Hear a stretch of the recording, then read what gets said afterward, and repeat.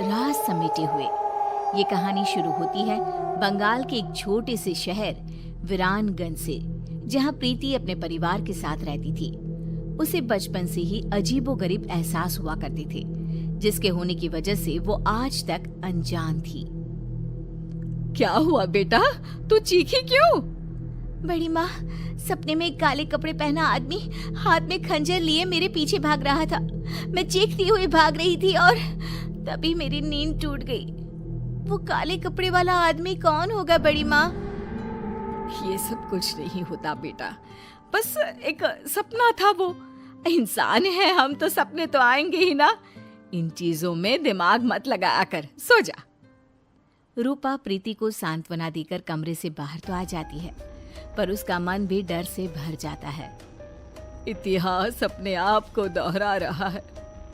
हे देवी माँ, मेरी बच्ची की रक्षा करना। अगली सुबह प्रीति रोज की तरह कॉलेज के लिए निकलती है। रास्ते में उसकी नजर हूबहू वैसे ही आदमी पर पड़ती है जिसे उसने सपने में देखा था।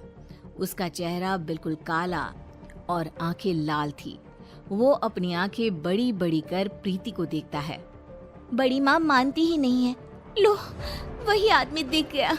अब मैं क्या करूं? भगवान मेरी रक्षा करना।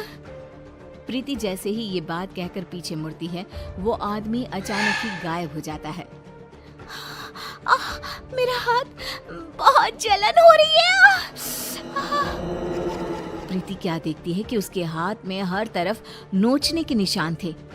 ये अचानक मेरे हाथों पर खरोच के निशान कैसे आ रहे हैं? लग रहा है किसी ने बेरहमी से नोचा है। बहुत दर्द हो रहा है। कॉलेज पहुंचते ही कोई क्रीम लगाती हूँ। प्रीति जैसे ही कॉलेज पहुंचती है, उसकी शरीर के निशान देखकर उसके फ्रेंड्स चौंक जाते हैं। प्रिया कहती है, ये ऐसे खरोच के निशान? लग रहा है किसी जानवर ने नोचा हो। ये कैसे हुआ प्रीति? पता नहीं यार, अचानक ही।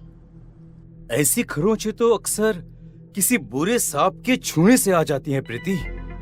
क्या यार, तू भी इसे डरा रहा है? अरे लग गई होगी कोई चोट। कोई चोट नहीं लगी मुझे। शिवम सही कह रहा है।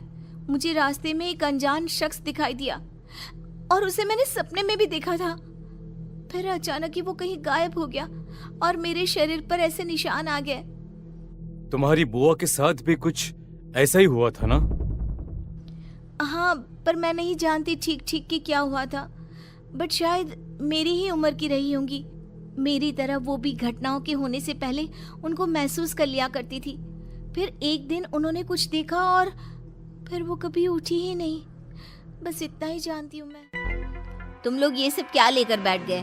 प्रीति को दवा लगा दो पहले, और चलो हम लोग कॉलेज के बाद कहीं घूमने जाते हैं, मजा आएगा। प्रीति का मूड ठीक करने के लिए कॉलेज के बाद सभी घूमने निकल पड़ते हैं।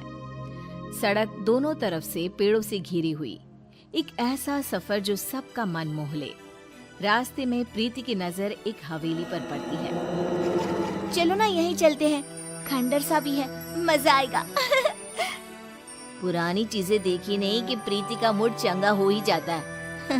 अच्छा है, चलो वहीं चलते हैं। तीनों गाड़ी से उतरकर उस हवेली में जाते हैं। 1912। 1912? ये क्या है? पता नहीं, दिमाग में ये नंबर आया। छोड़ो, मैं तो कुछ भी कहते रहती हूँ। अंदर चले। तीनों उस पुरानी हवेली के अंदर जाते हैं। प्रीति जैसे ही हवेली की दहलीज पर कदम रखती है, अचानक आंधी तूफान सा माहौल हो जाता है और तेज ठंडी हवा बहने लगती है। प्रीति के शरीर के खरोच के निशान वापस से हरे हो जाते हैं। ये निशान बहुत जल रहे हैं। मौसम के बदलते हुए रुख को देखकर सभी फौरन अंदर हवेली में चले जाते हैं। अंदर तीनों इधर उधर घूमने लग जाते हैं। तभी प्रिया के हाथ एक नेम प्लेट लगती है जिस पर 1912 ही लिखा हुआ था। प्रीति देख, इस नेम प्लेट पर क्या लिखा हुआ है? कर्णिका पैलेस 1912। तेरी बुआ का नाम भी तो कर्णिका ही था ना? हाँ, मतलब कि ये घर मेरा भी है, पर सबने आज तक ये छुपाया क्यों? तभी प्रीति ऊपर देखती है जहाँ उसे गैलरी में वही काला साया दिखाई देता है जो प्रीति को देखकर मुस्कुराता है। देखो फ्रेंड्स, वही वही काला साया है ऊपर। सभी ऊपर देखते हैं पर ऊपर कोई नहीं होता। कहाँ गया? अभी तो यही था। मुझे कुछ एहसास हो रहा है फ्रेंड्स, लगता है मानो इसी हवेली में मैं रही हूँ, पहले, बहुत पहले। तभी अपनी आंखों के सामने प्रीति को कुछ चीज दिखाई देनी शुरू होती है। वो देखती है कि उसकी बुआ उसी अनजान आदमी के साथ कोई तंत्र साधना कर रही है। तुमने जो कहा मैंने किया ना, अब तो मुझे जाने दो ना। नहीं कर्णिका, अब तुम पूरी तरह से मेरी हो। ये कहते ही वो आदमी कर्णिका को छूता है और कर्णिका का शरीर पूरी तरह काला पड़ जाता है और वो मर जाती है और वापस से प्रीति को सब कुछ पहले की तरह नॉर्मल दिखने लग जाता है। ये सब क्या है? बुआ जी क्यों उस आदमी के साथ थी? कौन है वो? तभी शिवम और प्रिया के सामने भी वो अनजान आदमी आ जाता है। कैसी हो कर्णिका?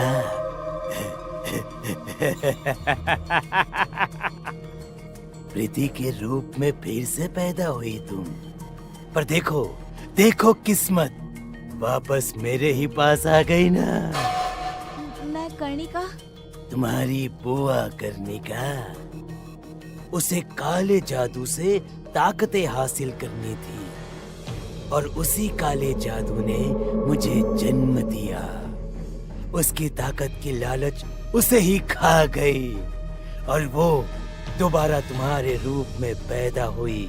इसलिए तुम में बहुत सी शक्तियां हैं, पर अब तुम्हारे जाने का समय हो गया है प्रीति। वो कर्णिका थी, मैं प्रीति हूँ। मुझे किसी भी ताकत की कोई लालच नहीं है। यू कांट डिस्ट्रॉय मी। वो काला साया प्रीति के पीछे भागता है, बिल्कुल उसी तरह जैसा उसने सपने में देखा था। प्रीति भागती हुई ऊपर कमरे में खुद को बंद कर लेती है। आज मेरा सपना ही मुझे बचाएगा। प्रीति अपने सपने को याद करती हुई कमरे के एक कोने में पड़े एक मटके को निकालकर जमीन पर छोड़ देती है और साया गायब हो जाता है।